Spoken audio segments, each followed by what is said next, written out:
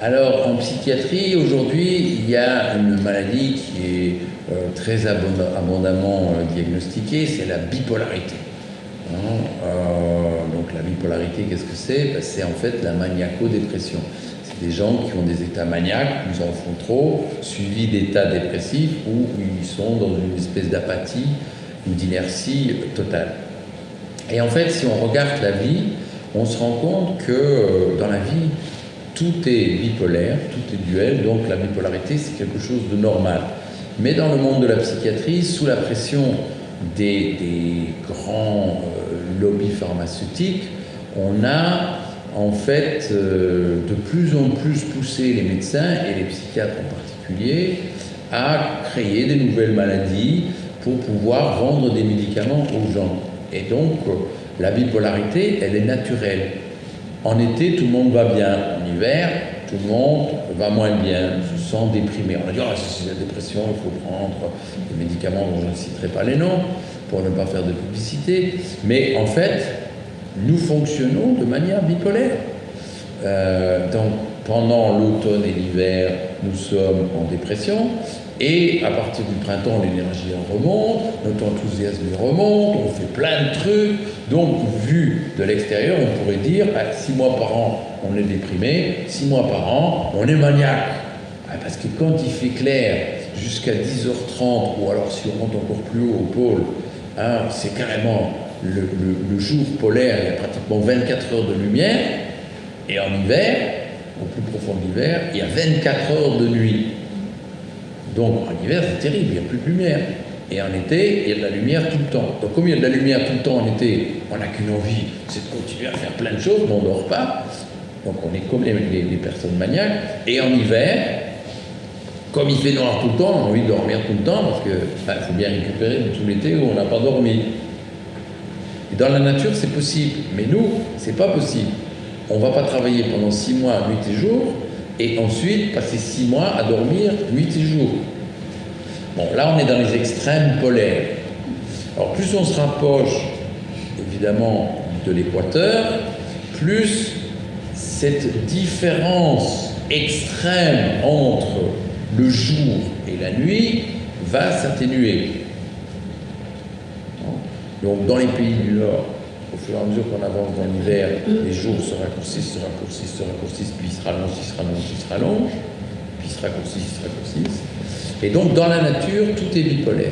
Et toutes les maladies sont bipolaires.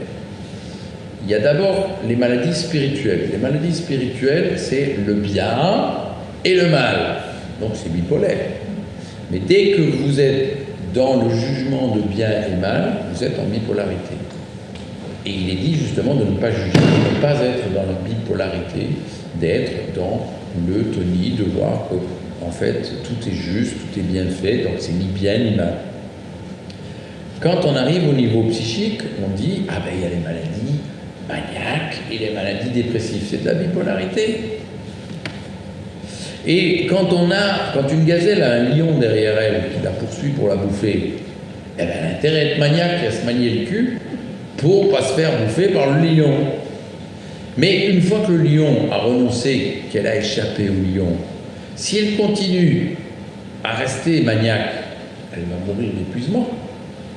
Donc dès qu'il n'y a plus la nécessité d'être maniaque, de courir parce qu'il y a un lion derrière, on s'arrête, on se repose et on rentre en dépression, vu de l'extérieur.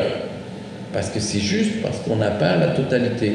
Donc en permanence, nous avons des épisodes maniaques, nous avons un projet à rentrer, il faut absolument qu'on bosse, eh bien on est maniaque. Et après, si on est intelligent, quand on a vraiment donné à fond pour terminer un projet, on se repose. C'est pour ça que il y a les jours de travail et puis il y a le week-end. Et normalement, le week-end, on devrait se reposer. Mais qu'est-ce que les gens font? Ils ont travaillé toute la semaine et le vendredi soir, ils vont en boîte. Donc, au lieu de dormir, ils prennent des amphétamines et donc ils continuent à rester en phase maniaque. Pareil le samedi soir, parfois pareil le dimanche soir. Puis le lundi, ils retournent travailler et au bout d'un moment, ils vont faire un burn-out. Et là, ils vont s'écrouler et ils vont rester pendant plusieurs mois à récupérer. Vous voyez la similitude avec la grande nuit, le grand jour polaire et la grande nuit polaire. Les gens qui bossent, font leur burn-out et puis ils ne travaillent plus pendant des mois. Donc la bipolarité, elle est partout. C'est juste une question de sagesse et d'intelligence. Si on en a fait trop, il faut avoir la sagesse de se reposer derrière.